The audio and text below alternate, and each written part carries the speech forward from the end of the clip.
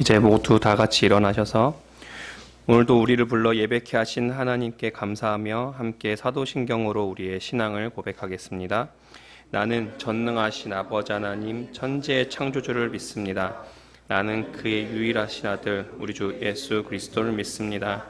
그는 성령으로 잉태되어 동정녀 마리아에게서 나시고 본디오 빌라도에게 고난을 받아 십자가에 못 박혀 죽으시고 장사된 지 사흘 만에 죽은 자 가운데서 다시 살아나셨으며 하늘에 오르시어 전능하신 아버지 하나님 우편에 앉아 계시다가 거기로부터 살아있는 자와 죽은 자를 심판하러 오십니다. 나는 성령을 믿으며 거룩한 공교회와 성도의 교제와 죄를 용서받는 것과 몸의 부활과 영생을 믿습니다. 아멘.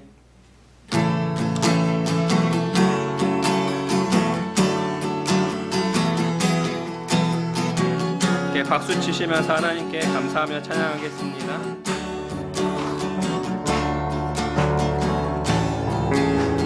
나의 가장 낮지만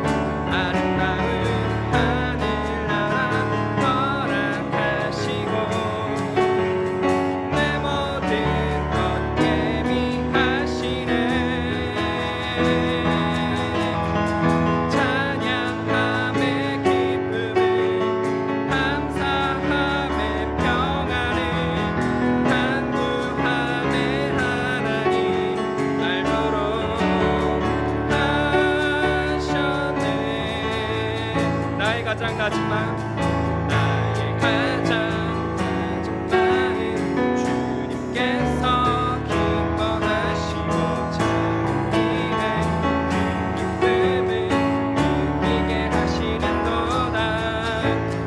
내가 지쳐 무력할 때 주님 내게 힘이 되시는 나은 하늘나라 내 맘에 주시는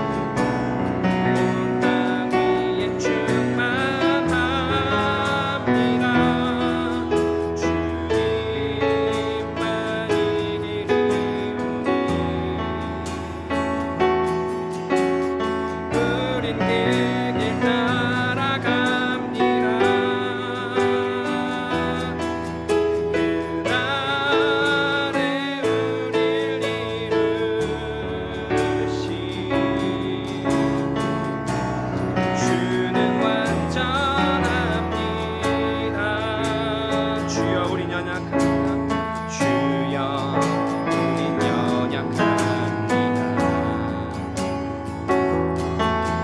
우린 오늘을 힘겨워합니다. 주를 이루며 살기에 부족합니다.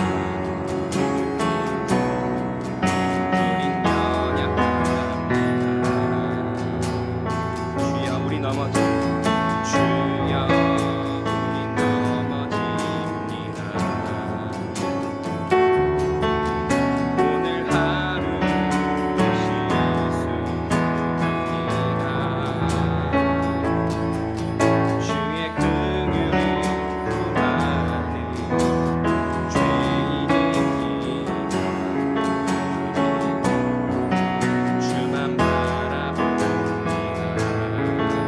한없는 주님의 한없는 주님의 은혜 온 세상 위에 넘칩니다. 가릴 수 없는 주 영광 온 땅 위에 충만합니다. 주님만이 길이 오니 우린 그 길 따라갑니다. 그 땅에 우릴 이루시 주는 완전합니다. 한없는 주님의 은혜 한없는 주님의 은혜 온 세상 위에 넘칩니다. 가릴 수 없는 주 영광 온 땅 위에 충만합니다. 주님만이 길이 오니 우린 그 길 따라갑니다. 그 날에 우릴 이루시 주는 완전합니다. 전능하신 나의 하나님, 전능하신 나의 주 하나님은 지 못하실 일 전혀 없네. 우리의 모든 간구도 우리의 모든 생각도 우리의 모든 꿈과 모든 소망도 신실하신 나의 주 하나님은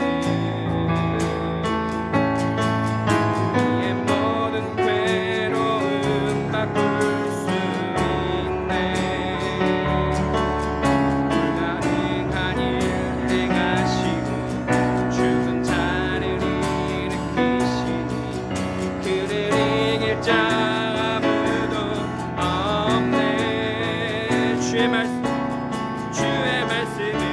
의지하여 깊은 곳에 금을 던져 오늘 그가 놀라운 일을 이루시는 것 보라. 주의 말씀 의지하여 믿음으로 금을 던져 믿는 자에게 능치 못함 없네. 전능하신 나의 주 하나님, 전능하신 나의 주 하나님은 지 못하실 일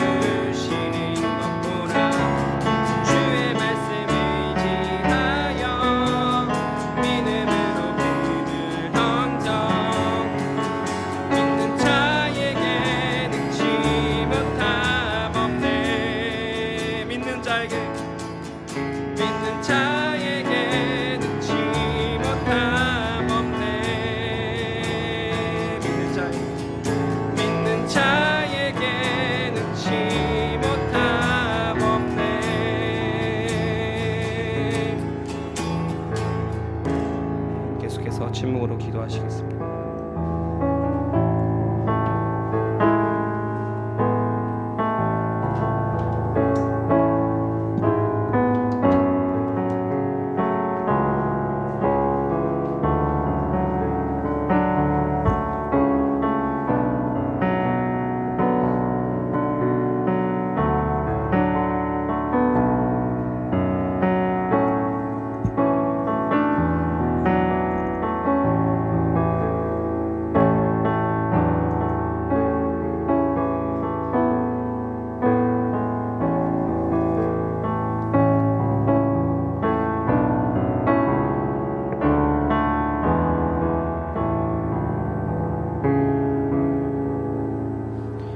우리의 찬양을 받으시기에 합당한 주님, 우리의 모든 영광을 돌려 하나님께 영광 돌립니다. 하나님이 살아 역사하시기에 오늘도 우리가 이 자리에서 그 살아계신 하나님을 예배하고 배웁고 하나님의 말씀을 들을 수 있습니다. 홀로 사는 인생 같지만 하나님이 눈동자같이 지켜주셨기에 이 자리에 있을 수 있었습니다. 감사합니다. 그리고 하나님만을 찬양합니다. 우리의 모습을 돌아보면 한없이 부족하고 죄인의 모습일 뿐입니다. 그러나 이런 우리까지도 그리스도의 보혈로 덮으시고 사랑한다 말씀해 주시니 우리도 작은 마음을 모아 하나님을 사랑한다 고백하는 시간 되게 하옵소서. 이런 우리를 변화될 것을 약속하시고 말씀으로 날마다 우리를 변화시켜 주십니다. 주님, 오늘도 우리를 말씀으로 변화시켜 주옵소서. 감사하는 마음 부족하지만 예물로 드렸습니다. 이 예물이 우리와 같은 사랑을 더 많은 사람들도 받아 누릴 수 있도록 역사하옵시고 무엇보다도 우리가 그 복음의 천병이 될 수 있도록 믿음 허락하옵소서. 주 오늘도 말씀 주십니다. 성령님, 이 말씀 가운데 역사하시고 우리의 양분이 될 수 있도록 도와주시옵소서. 맡겨오며 예수 그리스도의 이름으로 기도드립니다. 아멘. 우리 일어나셔서 십계명 낭독이 있겠습니다. 하나님이 이 모든 말씀으로 말씀하여 이르시되 나는 너를 애굽 땅 종되었던 집에서 인도하여 낸 내 하나님 여호와니라. 제1은 제2는 너를 위하여 새긴 우상을 만들지 말고 또 위로 하늘에 있는 것이나 아래로 땅에 있는 것이나 땅 아래 물속에 있는 것에 어떤 형상도 만들지 말며 그것들에게 절하지 말며 그것들을 섬기지 말라. 제3은 너는 내 하나님 여호와의 이름을 망령되게 부르지 말라. 제4는 안식일을 기억하여 거룩하게 지키라. 제5는 내 부모를 공경하라. 제6은 살인하지 말라. 제7은 간음하지 말라. 제8은 도둑질하지 말라. 제9는 내 이웃에 대하여 거짓 증거하지 말라. 제10은 내 이웃의 집을 탐내지 말라. 예수께서 이르시되 내 마음을 다하고 목숨을 다하고 뜻을 다하여 주 너의 하나님을 사랑하라 하셨으니 이것이 크고 첫째 되는 계명이요 둘째도 그와 같으니 내 이웃을 내 자신같이 사랑하라 하셨으니 이 두 계명이 온 율법과 선지자의 강령이니라. 아멘.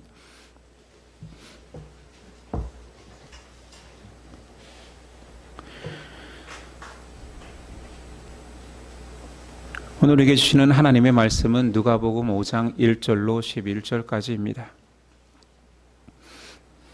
누가복음 5장 1절에서 11절까지 저 여러분들이 한 절씩 교독하겠습니다. 누가복음 5장 1절입니다. 무리가 몰려와서 하나님의 말씀을 들을새 예수는 게네사렛 호숫가에 서서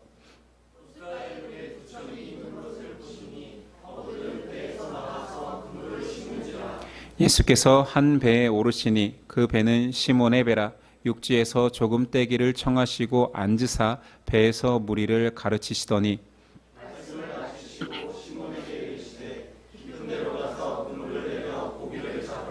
시몬이 대답하여 이르되 선생님 우리들이 밤이 새도록 수고하였을 때 잡은 것이 없지만은 말씀에 의지하여 내가 그물을 내리리이다 하고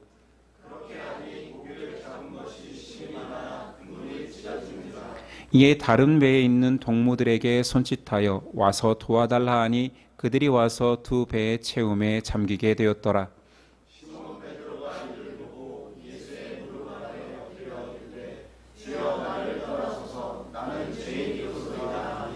이는 자기 및 자기와 함께 있는 모든 사람이 고기 잡힌 것으로 말미암아 놀라고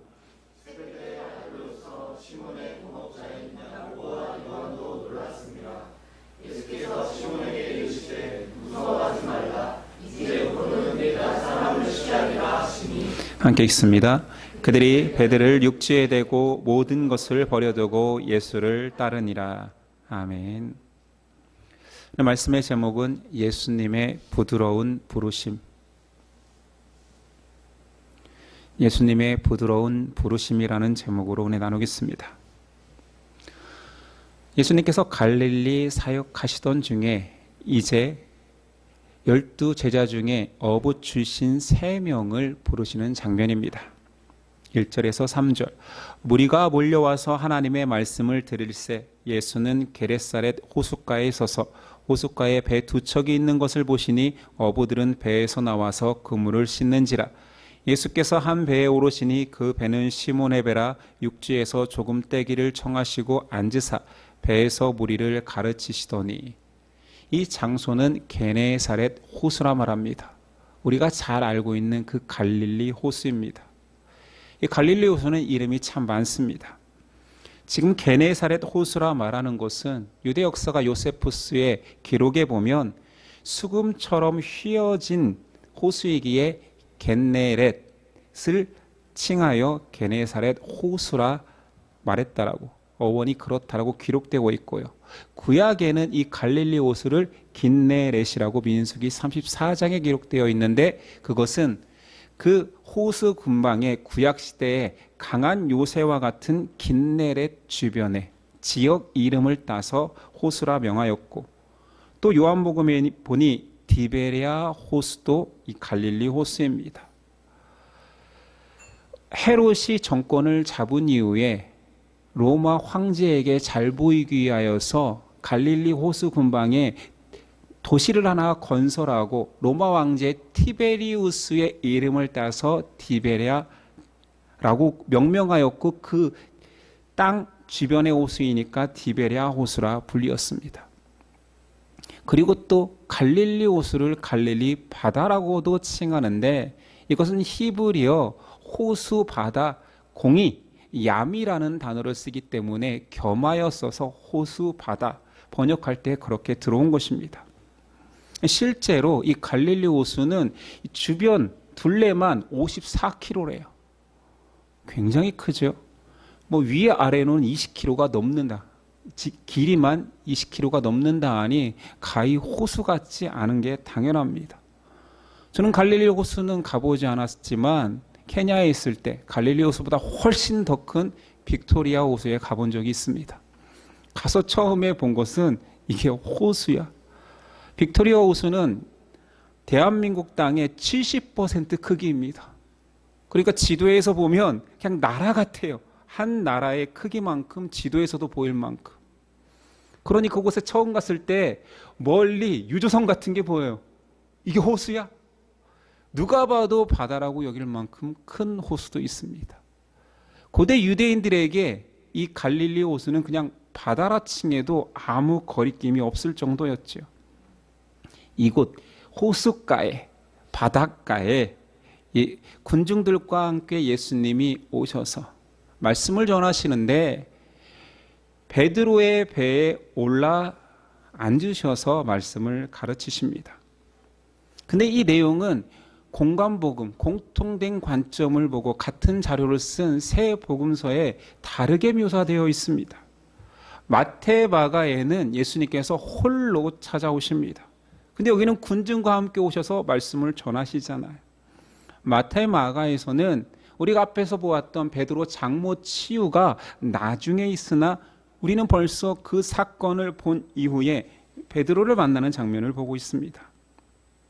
마태 마가에서는 4명의 어부를 부르는 장면이 나오지요. 거기에는 오늘 말씀은 3명인데 베드로의 형제 안드레가 빠져 있습니다. 마태복음 4장과 1장의 내용은 이렇습니다. 갈릴리 해변에 다니시다가 두 형제 베드로라는 시몬과 그 형제 안드레가 바다에 금을 던지는 것을 보시니 그들은 어부라. 말씀하시되 나를 따라오라. 내가 너희를 사람을 낚는 어부가 되게 하리라 하시니 그들이 곧 그물을 버려두고 예수를 따르니라. 굉장히 결론만 간략하게 요약되어 있지요. 또한 요한복음에 보면 베드로가 예수님을 처음 만나는 장면이 묘사되어 있습니다. 형제 안드레가 세례 요한의 소개에 의해서 예수님을 만나보고 감명을 받아 형에게 찾아가 형, 와 보라. 내가 메시아를 본 것 같다라고 소개하는 장면이 나오지요. 그러니 베드로는 지금 예수님을 만나는 이 장면이 첫 장면이 아닌 것입니다. 요한복음을 근거로 이 시간 순서대로 좀 배열해 본다라면 안드레의 소개로 베드로가 예수님을 만나게 되었습니다. 그리고 예수님을 알게 된 그 베드로의 마음속에 저분은 뭔가 다르다라고 여겼겠지요. 그리고 마태, 마가의 그 장면이 지금 물고기를 잡는 장면하고 다른 걸로 본다라면 예수님이 그 바닷가에 홀로 찾아오셔서 4명의 제자를 부르시는 겁니다. 예수님, 그러니까 베드로는 그때 제자됨을 헌신했을 수도 있습니다. 그러니까 갈릴리에서 복음 전하다가 베드로의 집에 방문한 것이지요. 장모의 열병을 치유해 주시고, 그런데 어찌된 이유에서인지 베드로가 다시 생업으로 돌아가 물고기를 잡고 있습니다. 아마도 첫 번째 예수님을 만남이 강력하고 장모의 열병까지 치유해 주시는 예수님을 따르다가 실족하거나 또는 다시 일반적인 마음으로 돌아가서 이내 제자의 길을 포기하고 생업에 종사하고 있을 때 예수님이 다시 찾아오신 걸로 볼 수도 있습니다. 우리는 흔히 예수님이 제자들을 거둘 때 아주 간략하게 묘사되어 있기 때문에 세리 앞에 지나가시면서 세리장인 와라 따르고, 물고기 잡고 있는데 와라 하니 따른 것처럼 묘사되잖아요. 말씀은 그거밖에 없으니까 아무 노력 없이 우연히 전능성을 발휘해서 너 내가 찍었으니 나를 따르라 하면 모두 다 전능성에 사로잡혀 따라온 것처럼 보기 쉽지만 그것이 아니라는 거지요. 예수님 복음을 열정적으로 전하시고 사람을 사랑하시기에 밤이 새도록 치유해 주시는 그런 사역 속에서 제자들을 얻었습니다. 베드로가 첫 번째 만남이든 두 번째 만남이든 예수님께서 베드로를 향하여서 베드로가 일하고 실족한 그곳에 찾아가셨다라는 거지요. 오늘 말씀에 보면 예수님이 군중에게 말씀을 전하는 사역이 주가 아니라 오히려 그들은 따라오니 말씀을 전해주셨을 뿐이지 오히려 베드로를 만나러 온 목적이 더 큰 것처럼 보입니다. 말씀을 선포한 후에 군중들의 반응이 적혀 있지 않습니다. 앞에서는 말씀을 전하면 군중들이 놀랐더라 이런 표현들이 있는데 바로 예수님이 베드로에게 행동을 취하시는 장면이 강조되죠. 그리고 상상해 보십시오. 군중이 많다고 해서 바닷가에 배를 띄우고 배가 두 척이 있고 두 척만 있었겠습니까? 아침 조업을 밤새 조업을 마치고 돌아온 배들이 얼마나 많았겠습니까? 근데 구태여 베드로의 배에 올라서셔서 띄워라. 그리고 말씀을 전하십니다. 아니 해변에서 배에 꼭 올라가는 것이 더 효과적이었을까요? 어떤 이들이 이렇게도 말해요. 아침이 되었으니 해풍이 불 것이다. 해풍은 바다에서 육지로 부는 것이니 말씀을 전하면 바람을 타고 더 널리 퍼지니까. 제가 설교자로 살면서 만약에 우리가 MT 가서 설교를 바닷가에서 한다면 절대로 바다 쪽에 둥실거리는 배에 앉아서 말씀을 전하지 않을 것 같습니다. 효과적이지 않지요. 베드로의 배에 올랐으니 다른 누구보다도 베드로는 꼼짝없이 이 말씀을 들어야 됩니다. 가장 가까이에서 최소한 자기 배를 붙잡고라도 있어야죠. 줄이라도 잡고 있어야 되지. 저는 여기에서 예수님의 부드러운 부르심이, 리더십이 보입니다.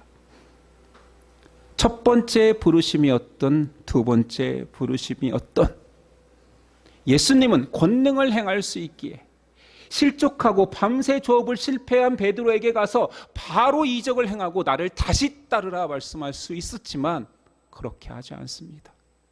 군중과 함께 우연히 들른 것처럼, 말씀을 전하기 위해서는 네 배가 필요한 것처럼 빌려달라 하시고 올라서시고 말씀을 전하십니다. 그런데 가장 가까이에서 말씀을 들을 수밖에 없는 사람이 베드로인 거지요.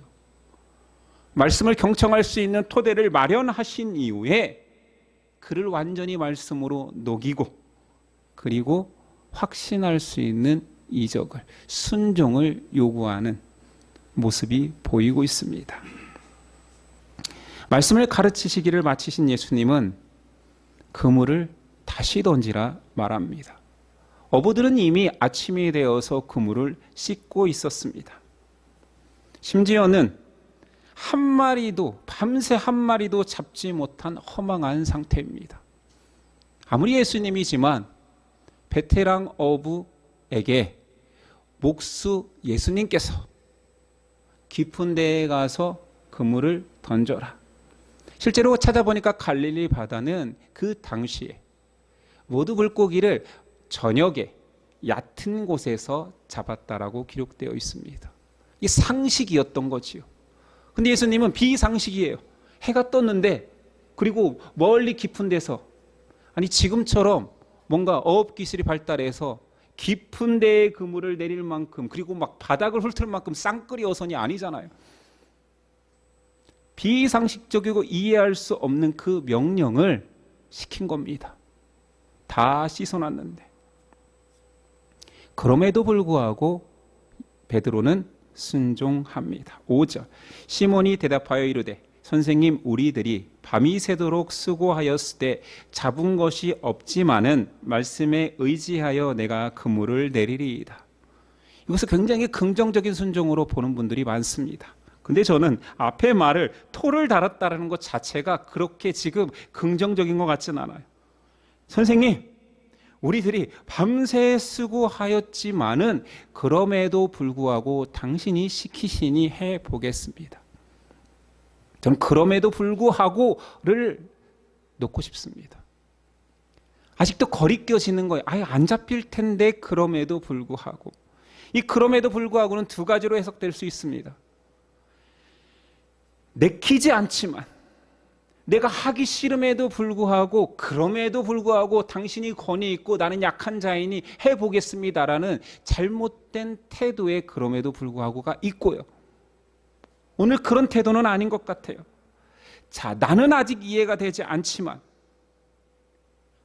말씀을 선포하고 나의 인생에 들어와서 장모의 열병을 치유해 준 그 예수님, 수많은 기적을 본 예수님, 당신을 신뢰하니 내 뜻은 아닌 것 같지만 그럼에도 불구하고 당신을 신뢰하니 순종해 보겠습니다.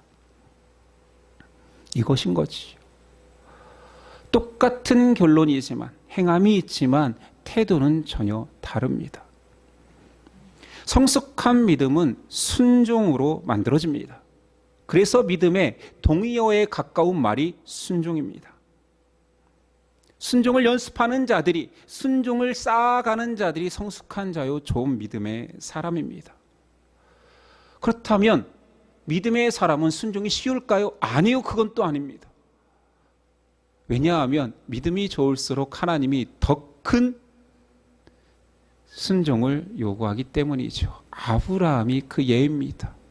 어렵게 얻은 아들 이삭을 어떻게 번제로 드립니까? 그래서 고난, 믿음이 좋은 사람의 결론은 자기 뜻대로는 할 수 없잖아요. 하나님께 순종해야 되지만 이게 그럼에도 불구하고가 계속 겉돌다가 결국에는 나를 내려놓고 포기하고 하나님 뜻을 따르기로 합니다. 그때 하는 말은 주의 뜻대로 하옵소서. 난 잘 모르겠어요. 저는 확신이 없어요. 저는 아닌 것 같아요. 그러나 주의 뜻대로 하옵소서. 이 기도를 드린 대표적인 사람은 예수님입니다. 마지막 겟세마네 동산에서 기도할 때 이 잔을 내게서 옮기시옵소서. 그럼에도 불구하고 내 뜻대로 하지 마옵시고 당신의 뜻대로 되기를 원하나이다. 하나님께 순종하면 역사는 이루어집니다. 6절. 그렇게 하니 고기를 잡은 것이 심이 많아 그물이 찢어지는지라. 베드로의 순종은 놀라운 결실을 맺습니다. 그리고 열매는 베드로를 넘어서 주변인에게까지 영향을 미칩니다. 저는 이것을 제 스스로 명명하기를 영적 천동설이라 말합니다. 세상이 하나님을 잘 믿는 사람 중심으로 돈다라는 표현입니다. 설이니까 주장이죠. 영적 천동설 이런 말은 없습니다. 그러나 저는 그렇게 주장합니다. 창세기 12장 2절이야. 하나님께서 아브라함에게 약속하신 거지요. 내가 너로 큰 민족을 이루고 내게 복을 주어 내 이름을 창대하게 하리니 너는 복이 될지라. 너를 축복하는 자에게는 내가 복을 내리고 너를 저주하는 자에게는 내가 저주하리니 땅의 모든 족속이 너로 말미암아 복을 얻을 것이니라 하신지라. 아브라함이 천동설의 중심입니다. 부족하지만 제 간증을 약간만 가미한다면 저희 어머니는 교회에서 실족하고 교회를 오랫동안 미워했습니다. 그리고 성실한 불자로 사셨습니다. 그런 어머니를 전도하기 위해서 12년을 기도했지만 대쪽 같으셨죠. 그러나 제가 처음으로 목사가 되겠다라는 말을 했을 때 어머니 입에서 아들이 목사가 되겠다라면 내가 교회에 다녀야겠군 하시면서 자기 발로 교회에 나가셨습니다. 아버지에게 전도하면 아버지는 항상 이렇게 말씀했습니다. 너희 엄마가 교회 가면 갈게. 어머니가 교회에 나가셨으나 이 전 뺀질이 신앙이라고 하는데 이분은 또 말을 바꿉니다. 술을 끊으면 갈게. 이런 핑계가 되게 많아요. 그렇게 교회를 다니시던 아버지가 교통사고로 의식을 잃었습니다. 제가 급히 내려가서 처음 아버지가 눈 뜨자마자 아버지가 저를 보고 하신 말씀은 아들이 목사여서 살려주셨나 보다. 교회 나가야겠다. 그 발로 나가셨습니다. 결혼하기 전에 아내는 동생과 살고 있었습니다. 동생이 이제 우리가 이 집을 처분하고 케냐로 가야 되는데 결혼하자마자 우리는 케냐로 갔으니까요. 공무원 시험을 준비하던 처남이 굉장히 걸렸어요. 근데 굉장히 음주 가무를 좋아하는 그 형제는 이렇게 공부해서는 누가 봐도 합격하기 힘들 거라 여겼습니다. 그런데 합격을 덜컥 해버린 거예요. 어찌된 영문인지 물었지요. 이상하다, 이 실력으로 붙을 수가 없는데 솔직히 얘기합니다. 영어가 너무 자신 없었는데 영어 지문을 몇 개를 택해서 그냥 답만 외웠대요. 지문 시작과 답만 외웠대요. 근데 몇 개를 외우면 모든 지문이 다 나왔대요. 불가능한 일입니다. 이게 가능한 일이라면 다 그렇게 공부하겠지요. 이 고백을 듣자마자 저는 그런 생각을 했습니다. 우리 부부가 케냐 가기로 하니 우리가 제일 마음에 두고 있던 이 처남을 하나님께서 해결하셨구나. 이 고백을 우리 선교를 도와주기로 한 자매에게 했더니 이런 일이 있어라고 했더니 처남을 알거든요. 자윤이가 너희 덕분에 공무원 됐네. 저와 똑같은 고백을 하더라고요. 제가 이런 고백을 앞에서 자주 하지 않는 이유는 신앙을 복의 개념으로만 바라볼까 봐, 기복주의로 흐를까 봐 얘기를 자주 하는 것은 아닙니다. 그러나 분명한 것은 믿음의 사람은 축복의 통로입니다. 그를 통하여서 세상이 돌아갑니다. 아브라함을 축복하는 자에게 축복하고 너를 저주하면 저주할 거야. 네가 복이거든. 하나님이 약속하셨습니다. 하나님의 축복은 전이현상이 나타납니다. 6, 7절. 그렇게 하니 고기를 잡는 것이 심이 많아 그물이 찢어지는지라. 이에 다른 배에 있는 동무에게 손짓하여 와서 도와달라 하니 그들이 와서 두 배의 채움에 잠기게 되었더라. 한 사람의 믿음의 순종은 주변을 축복으로 인도합니다. 하나님이 은혜에 주시는 양은 차고 넘치기 때문이지요. 남음이 있습니다.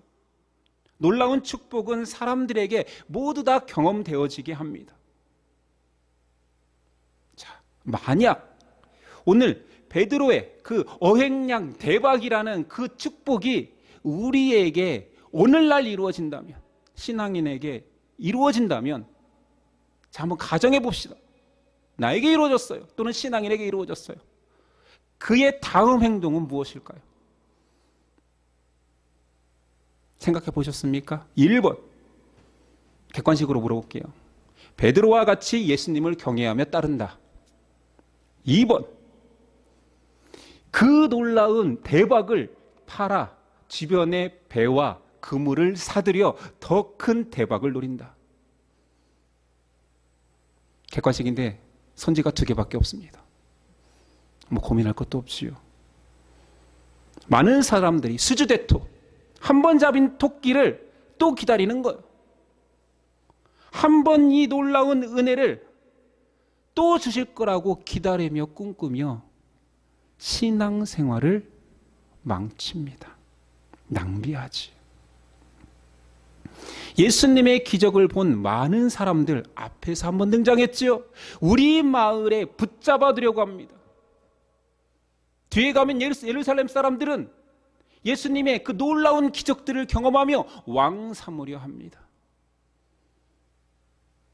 이게 예수님을 따르는 사람들의 보편적인 특징이라는 것이요. 오늘 말씀 3명의 제자는 다릅니다. 베드로의 반응은 군중과 달랐습니다. 8절. 시몬 베드로가 이를 보고 예수의 무릎 아래에 엎드려 이르되 주여 나를 떠나소서 나는 죄인이로소이다 하니. 전혀 다른 고백을 하지요.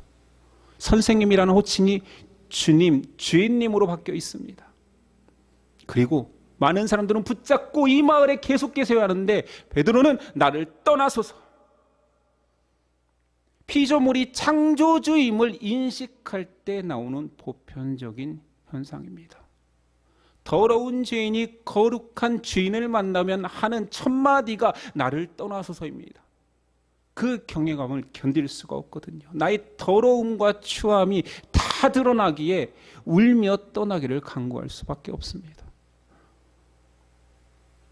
회심했다 하는 자들, 예수님을 만났다 하는 모든 자들이 그런 고백이 있지 않습니까? 1995년 8월 몽산포 바닷가에서 저도 그랬기에 지금 이 자리에 있을 수 있습니다. 야고보와 요한도 태도가 다릅니다. 10절이야. 세베대의 아들로서 시몬의 동업자인 야고보와 요한도 놀랐습니다. 예수께서 시몬에게 이르시되 무서워하지 말라. 이제 후로는 내가 사람을 취하리라 하시니 그들이 배들을 육지에 대고 모든 것을 버려두고 예수를 따르니라. 동업자들이 와서 고기 많음에 감격하며 기뻐하지 않았습니다. 더 많은 물고기를 추구하지 않았습니다. 그들도 역시 놀라며 경외심에 사로잡혀 그들의 배를 버렸대요. 말이 됩니까?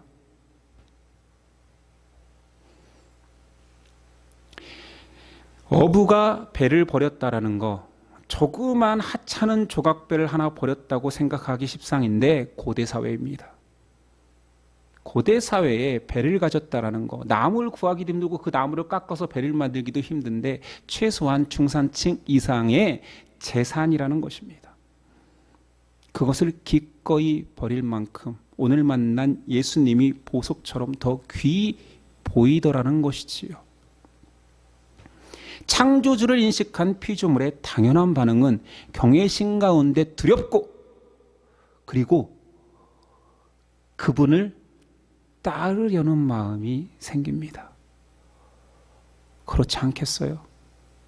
하찮은 보석 앞에도 갖고 싶어하는 견물생심을 가진 게 우리인데 세상에서 가장 존귀한 분을 만났는데 두렵지만 따라가고 싶지 않겠습니까?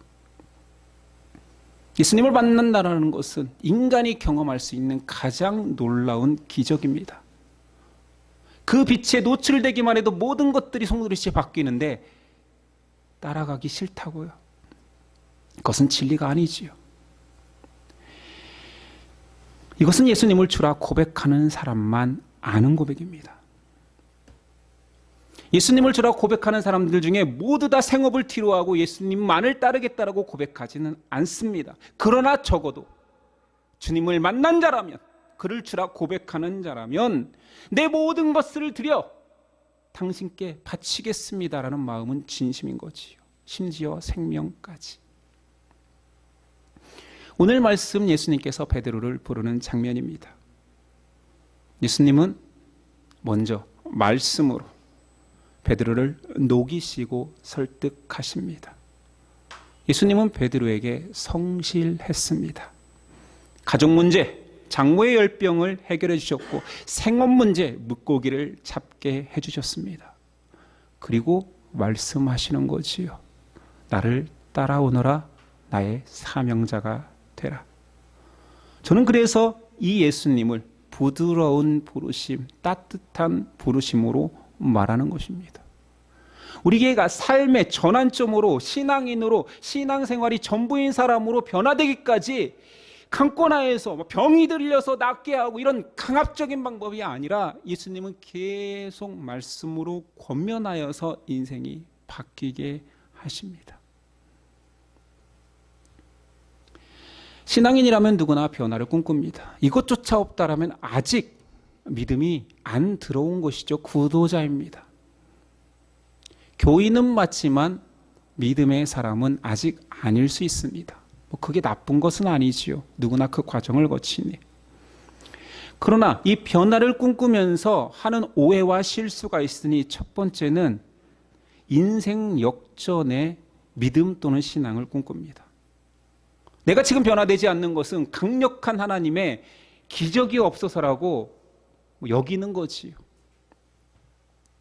예수님의 큰 권능과 나를 압도해버리는 놀라운 일이 벌어진다면 제가 어떻게 순종하지 않겠습니까? 라고 생각합니다.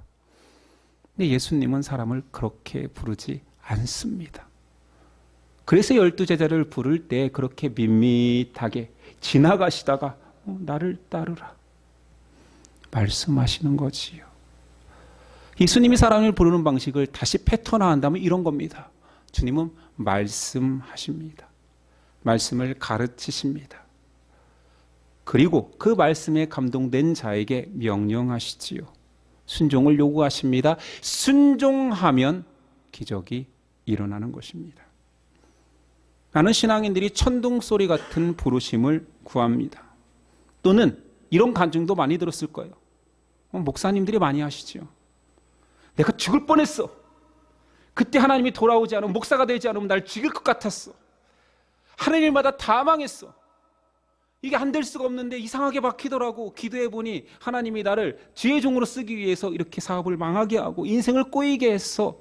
이게 굉장히 간증거리가 되는데 그것은 보편적인 부르심이 아니라 특별한 부르심입니다. 특별하다고 해서 더 놀라운 게 아니라 일반적이지 않다라는 것이요. 그걸 일반화시키면 안 됩니다. 단 한 번의 극단적인 상황에서 하나님의 부르심을 찾으려 하는 것이 문제라는 것입니다. 예수님이 제자들을 그렇게 부르지 않으셨는데 1998년 잠실 실내체육관에서 선교한국이라는 집회가 있었습니다. 군대에서 막 제대한 저와 전체 친구 하나를 꼬드겨서 혼자 가기 좀 그래서 일주일을 살아야 되는데 같이 그 집회에 참석했습니다. 일주일간의 집회의 클라이막스는 마지막 결단의 시간입니다. 요청을 하는 거예요.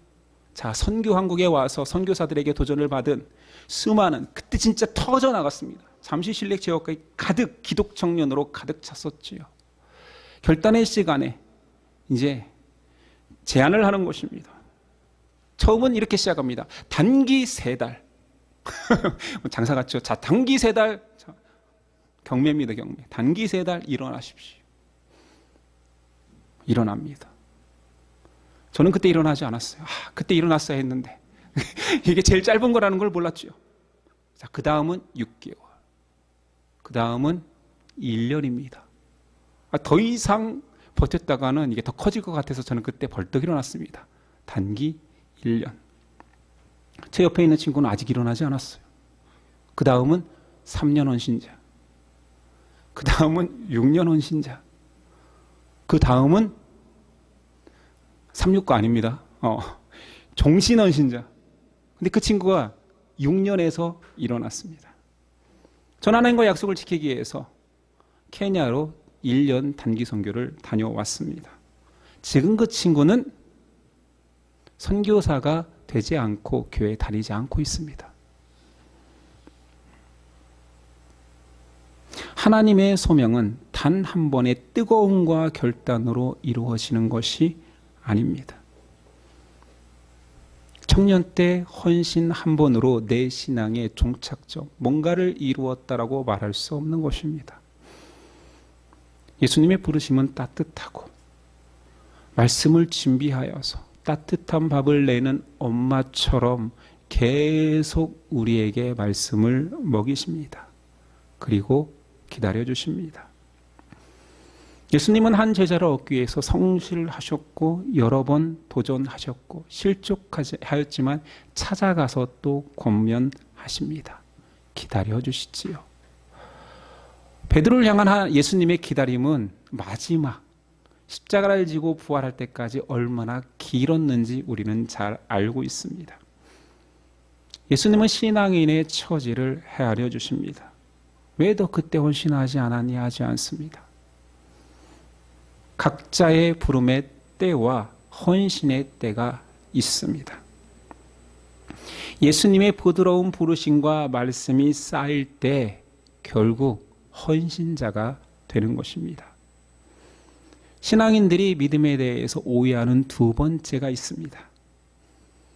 축복 없이도 순종 없이도 축복 받으리라는 기대입니다. 말씀에 순종하기보다는 신앙의 온갖 떡고물을 구하지요. 사탕을 구합니다. 이거 먹여주면 움직이겠습니다 합니다.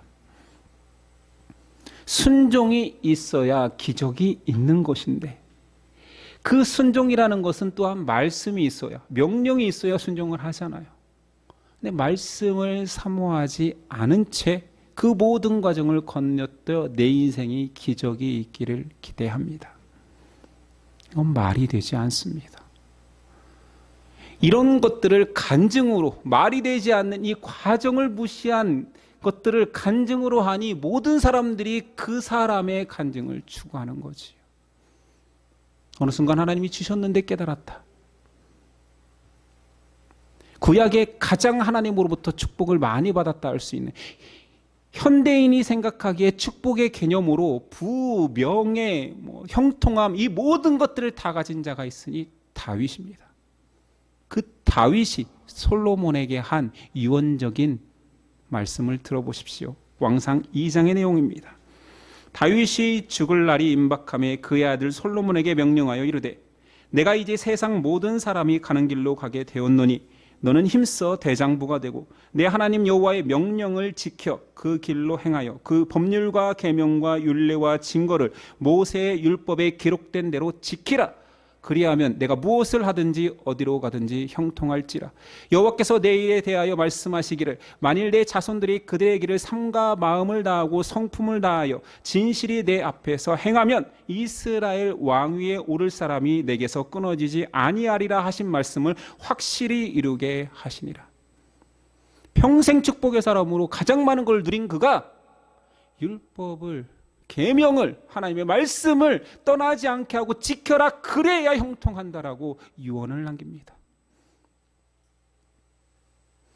구약적 개념의 축복과 신약적 개념의 축복은 다릅니다. 그림자의 축복과 실제의 축복이 다르지만 구약적 축복이라 할지라도 순종하지 않는 자에게 주는 복은 없어요. 그런데 우리 신앙인들이, 예수님을 만났다는 사람들이 그렇게 물고기를 많이 구합니다. 예수님을 만나면 피조물은 인생이 변하게 되어 있습니다. 당연한 거지요. 그런데 반응은 나뉠 수 있습니다. 그 예수님을 만나 인생을 하나님께 드리며 헌신하고 순종하는 데 애쓰는 복의 근원이 되는 자가 있는가 하면 예수님의 기적만을 추구하는 자로 살다가 그 기적이 멈추는 순간 예수님의 따르는 길도 포기합니다. 우리 인생에 모두 예수님이 찾아오십니다. 성실하고 부드럽게 말씀하시며 오십니다. 우리를 구원의 백성으로 삼아 주셨습니다. 그러면 여러분은 어떻게 살겠습니까? 복, 기적을 구하는 인생이 되겠습니까? 예수님을 잠잠히 따르겠다라고 예수님의 소명대로 살기를 꿈꾸는 자가 되겠습니까? 예수님을 이용해서 나 형통을 꿈꾸는 사람이 되겠습니까? 나를 부르신 그분의 뜻대로 살아가는 것이 내 인생의 목적이 되겠습니까? 지금 우리는 하나님의 사람, 부르심을 받은 자로 말씀을 구하고 순종을 택하는 그 길을 하루하루 살아가고 있습니까? 저와 여러분은 수많은 군 중에 서지 아니하고 택한 자의 길을 걸어가는 하나님의 사람 되기를 소망합니다. 기도하겠습니다.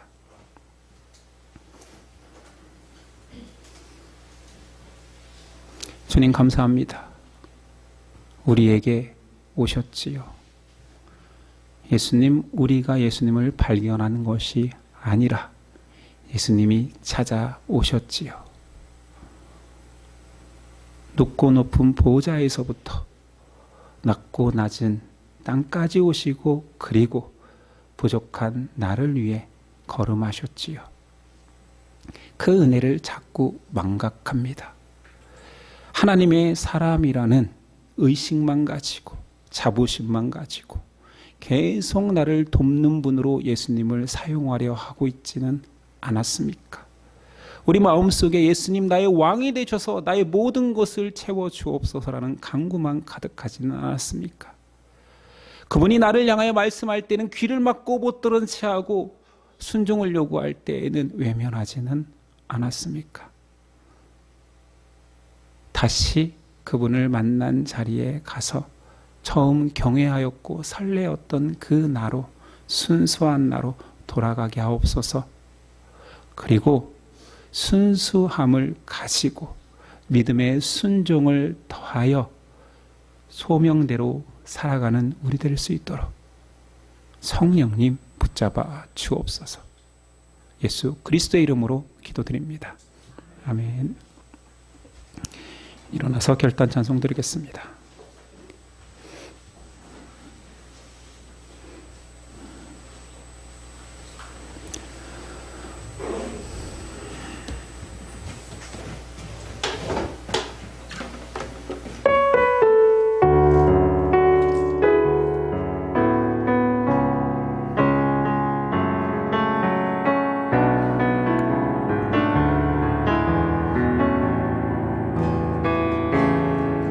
전능하신 나의 주 하나님은 잊지 못하실 일 전혀 없네. 우리의 모든 강구로 우리의 모든 생각도 우리의 모든 꿈과 모든 소망도 진실하신 나의 주 하나님은 우리의 모든 괴로움 바꿀 수 있네. 불가능한 일 행하시고 죽은 자를 일으키시니 그를 이길 자 아무도 없네.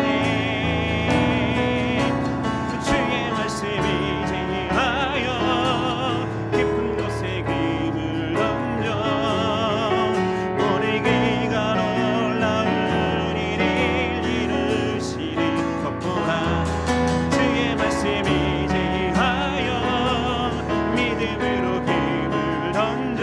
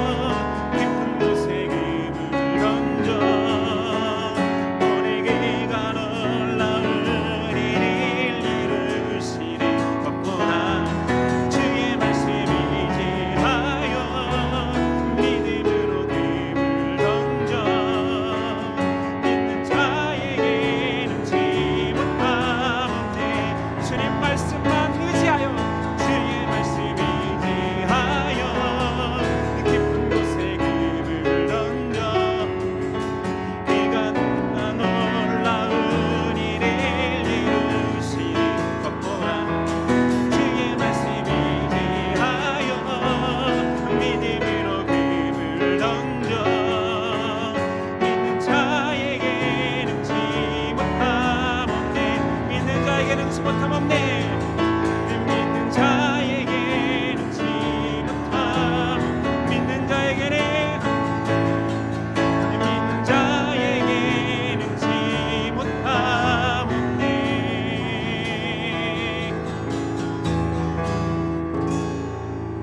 아멘. 기도하겠습니다. 이제는 우리 주 예수 그리스도의 은혜와 아버지 하나님의 사랑과 성령님의 교통하심이 제자 다음으로 따라가 보겠습니다 고백하는 저와 예심 형제의 자매들 가운데 지금부터 영원까지 함께 하시기를 간절히 축원하옵나이다.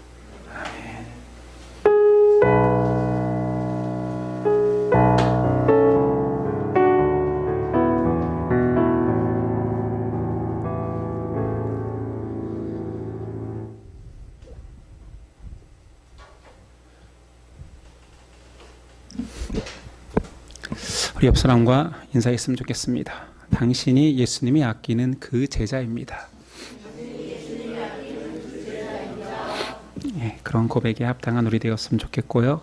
오늘 오후는 둘째 주 소그룹입니다. 예, 예배를 마치겠습니다. 한 주간도 승리하십시오.